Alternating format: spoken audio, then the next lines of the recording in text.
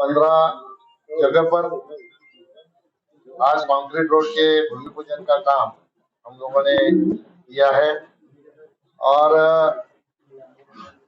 भारत सरकार के राष्ट्रीय हेल्थ मिशन के माध्यम से भिवंडी शहर में 200 बेड का महिला और बच्चों के लिए उप जिला रुग्णालय, उसका भी भूमि पूजन आज हम लोगों ने किया। विकास के दृष्टिकोण से भिवंडी शहर को परिपूर्ण करने के लिए भारत सरकार और राज्य सरकार दोनों कटिबद्ध है। आज लगभग इन कामों का अगर कीमत देखा जाए तो लगभग 300-350 करोड़ रुपए के सारे काम है जिनका भूमि पूजन हुआ है। और इसके पहले भी लगभग 250 से 300 करोड़ के रोड का भूमि पूजन करके वो काम पूरे हुए हैं और वो सारे रोड अभी लोग उसका वापर कर रहे हैं।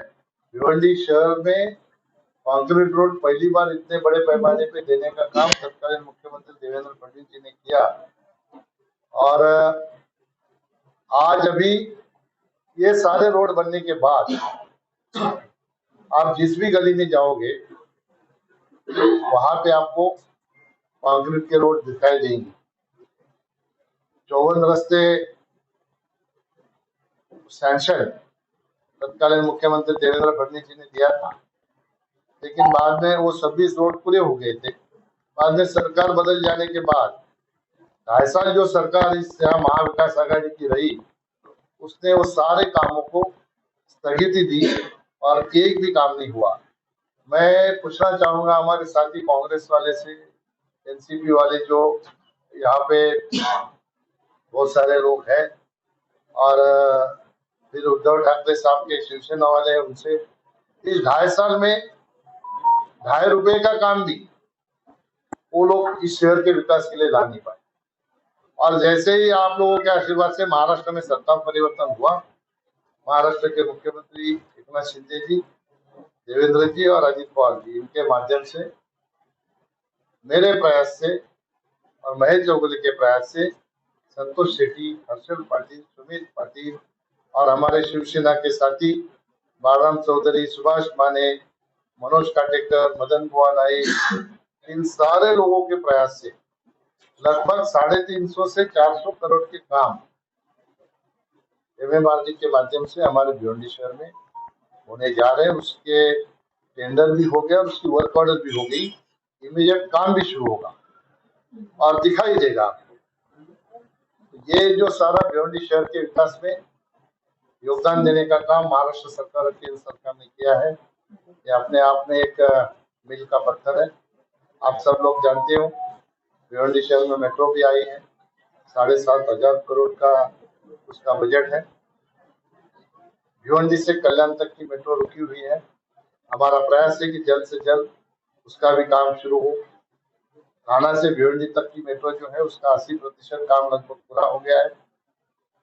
हमें सपने में भी हम लोगों ने नहीं सोचा था कि भिवंडी में कभी मेट्रो आएगी, लेकिन आज आई है। हमारे यहाँ के डेवलपर जब उनका प्रोजेक्ट लॉन्च करते हैं तो अपने प्रोजेक्ट का फोटो 2 फीट का छापते हैं और मेट्रो का फोटो 10 फीट का छापते हैं।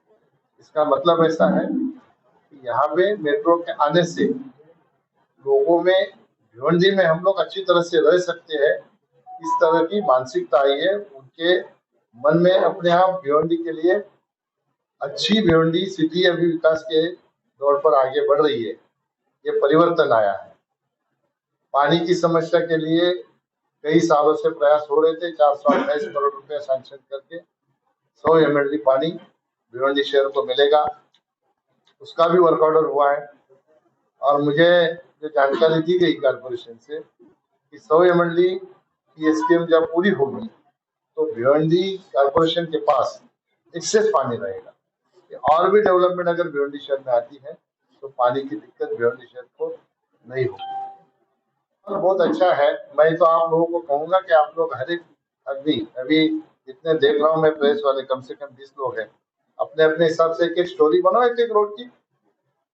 भिवंडी शहर के स्वच्छता में योगदान देना हम सभी का काम है, कारपोरेशन का तो है ही, लेकिन हमारा भी काम भिवंडी में स्वच्छता रहे, ड्रेनेज सिस्टम सही रहे, मैं कारपोरेशन को जरूर, कमिश्नर को बोलूंगा, ये जो सवाल आप लोगों ने उठाया है, इस सवाल का निराकरण करने के लिए उनकी उनकी यंत्रणा किस तरह से अपना योगदान देगी, काम करेगी, इसलिए उनको जरूर प्रेशर करें। देखो, हर जगह का अपना अपना स्वभाव होता है। हम लोग बोलेंगे कि भिवंडी रूरल में मुंबई बनाओ तो मुंबई नहीं बनेगी। भिवंडी सिटी का नेचर है, यहाँ पे पावरलूम चले, टेक्सटाइल का हब था, और इसी वजह से भिवंडी रूरल जो पोर्शन है, भाग वो एरिया है, वो थाना और मुंबई को नजदीक होने के कारण, कनेक्ट होने के कारण वहां पे वेयर हाउसिंग का काम एक बार शुरू हो गया तो बढ़ने लगा। पूरे देश का जहां पे भी देश में माल जाता है तो पहले भिवंडी में दम होता है, जेएनपीटी से आके फिर वो चला जाता है। अभी वो नेचर वहां बन गया, तो आप कहोगे कि गोडाउन आके भिवंडी में बनाओ तो बढ़ने वाला, भिवंडी वालों को रोजगार भी मतलब दूसरा ऐसा होता है, आप जिस रेट में रूरल में लैंड मिलती है उस रेट में शहर में मिलेगी नहीं, तो गोडाउन का प्रोजेक्ट वायबल ही नहीं होगा। तो विकास के कुछ दूसरे फंडे हमको ढूंढने पड़ेंगे, पहले हमारी मानसिकता हमको बदलनी पड़ेगी। केंद्र सरकार की कई ऐसी योजनाएं जो टेक्सटाइल के बिजनेस को सब्सिडी देती है, लेकिन हमारे यहाँ क्या होता है, दिक्कत यह है, हम लोग गाला खरीदते एक के नाम पे, उसमें पावर का मीटर लेते दूसरे के नाम पे, घर पट्टी तीसरे के नाम पे, अंदर जो रूम डालते हैं, अपने घर में अगर 5 लोग है तो चारों के पांचों के नाम पे 5-5 रूम डालते हैं। तो ये सब्सिडी को कहीं ना कहीं कनेक्ट नहीं कर पाते हम लोग, क्योंकि जो कागज की रिक्वायरमेंट होती है हम पूरे नहीं कर पाते। ये राजू गाजन के हमारा था, इधर किधर गया, वो बेचारा इतना प्रयास करता है भिवंडी शहर के लिए, सेतु में इन लोगों ने इतने लोगों को मदद किया, लेकिन यही कारण हो गया, किसी ने कंप्लेंट कर दी, ये इसी वजह से वो भी स्कीम बंद हो गई। तो केंद्र सरकार की स्कीम है, आप अगर भिवंडी से बाहर जाओगे अभी तुम्हारा बागड़ की तरफ, तो वहां पे लोगों ने अच्छे अच्छे टेक्सटाइल के प्रोजेक्ट डाले हैं, अच्छा उनको सब्सिडी मिला है, 35% सब्सिडी मिला। अगर किसी ने 50 करोड़ खर्चा किया है तो 35% कितना होता है, देखो लगभग 17.5-18 करोड़ रुपया का सब्सिडी केंद्र सरकार के माध्यम से उनको मिला है। कई हमारे ऐसे साथी है, एक संतोष सिटी भी एक बार एक साथी को मेरे पास लेके आए थे, उनका सब्सिडी 5-6 करोड़ का रुका था। तो केंद्र सरकार की योजनाएं हैं, लेकिन हमें कानूनन काम करने की आवश्यकता है। हम जो इलीगल काम करते हैं इसकी वजह से हम वो योजनाओं का लाभ नहीं ले पाते। तो टेक्सटाइल पॉलिसी को थोड़ा सा और इम्प्लीमेंट होने के लिए भिवंडी वालों को थोड़ा, अभी टेक्सटाइल पॉलिसी ऐसी तो नहीं बनी नहीं, इलीगल कामों को भी सब्सिडी दे, ऐसी तो नहीं बन सकती, देश के लिए बनती है पॉलिसी। आज 15 जगह पर आपने पूछो उसका वर्क ऑर्डर कब मिला, ऐसा पूछो ना। तो वर्क ऑर्डर अगर 4 दिन पहले मिला है तो पहले कैसे हम लोग करेंगे, फिर तुम ही बोलते इसका वर्क ऑर्डर नहीं है, भूमि पूजन कैसे किया। 15 दिन ऐसा है, काम से कुछ नहीं होता है।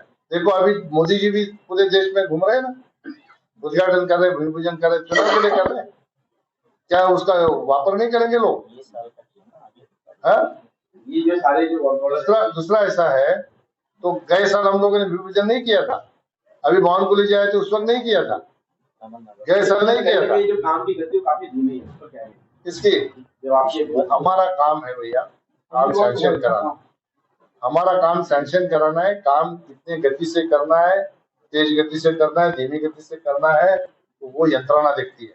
अगर आपको कोई दिक्कत लगती है, हमारे पास अगर इंफॉर्मेशन आएगी तो हम उसको प्रेशर करके उसकी गति बढ़ाने के लिए उनको बोलेंगे। ऐसा जिसमें राजनीति होती है उसमें नड़ते नहीं। आप ही जाके बम्बू पकड़ के किसी को दिखाते हो, वो बोलते हैं क्या अभी क्रेडिट लेने के लिए हम लोग भूमि पूजन करें। अरे कौन लेगा क्रेडिट, हमने किया तो हम लेंगे ना। 2.5 साल हमने क्या आपको बोला था कि हम बांध के खड़े रहो? आप सत्ता पार्टी में थे ना, तो सत्ता पार्टी में करना चाहिए था। तो अभी टोरेंट के क्या इश्यू है, मेरे पास ये लोग आए थे, मैंने भी उनको कहा था कि आप पहले इश्यू तो मुझे बताओ क्या है। अभी लाइट का बिल ज्यादा आता है तो मैंने कहा तुम्हारा मीटर लेके आओ, मीटर लगा लो। टोरेंट के लोग कई अत्याचार करते होंगे तो वो हमारे सामने बात आनी चाहिए ना। अगर टोरेंट कुछ गलत करता है तो टोरेंट को बख्शने की हमें क्या जरूरत है? हमारा कोई रिलेटिव है क्या टोरेंट में? नहीं है। और उसको लाया किसने? मैं तो एक बार एक प्रोग्राम में था, तो वो तत्कालीन एमपी सुरेश टावरे साहब उन्होंने तो भाषण में कहा हमारे लोगों ने कुछ ले दे के उनको लाया करके।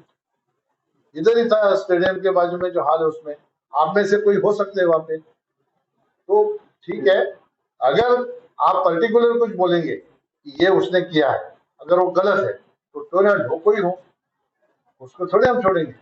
देखो भैया, ये जब मेट्रो का काम शुरू हो गया उसी वक्त कुछ लोगों ने विरोध कर दिया।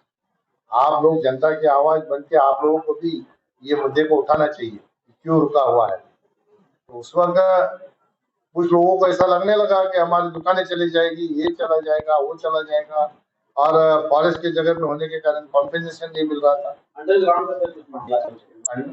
और वो भी फिर भी देवेंद्र जी ने कहा था कि फॉरेस्ट में है तो भी कॉम्पेंसेशन मिलेगा, लेकिन अभी मुझे पता नहीं, वो मीटिंग में मैं नहीं था।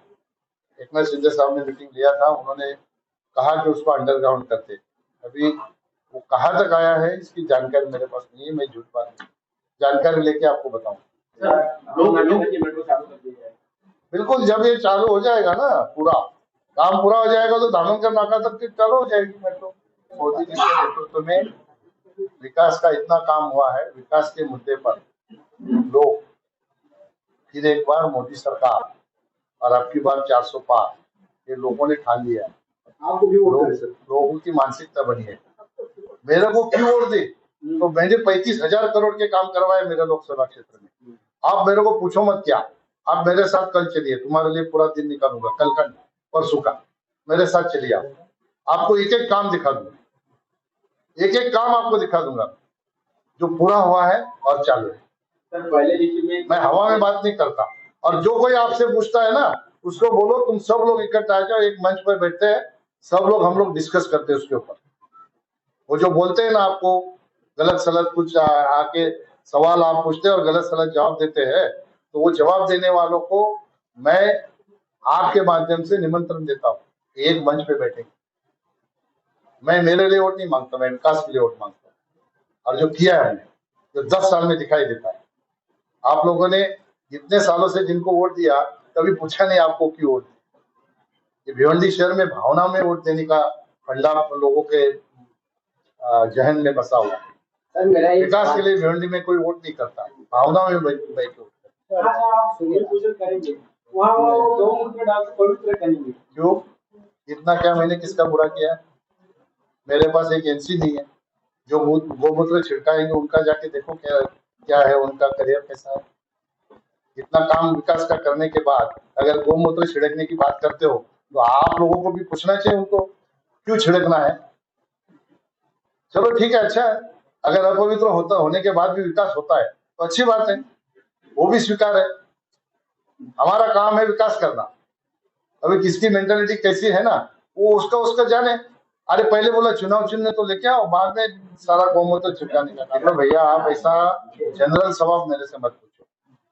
आप बोलो कि भिवंडी महापालिका में इस चीज का ऐसा भ्रष्टाचार चला है, उसका इंक्वायरी करके जो भी भ्रष्टाचार होता है उसके ऊपर कार्रवाई करने के लिए राज्य सरकार के माध्यम से हम लोग इंक्वायरी करके कार्रवाई करेंगे।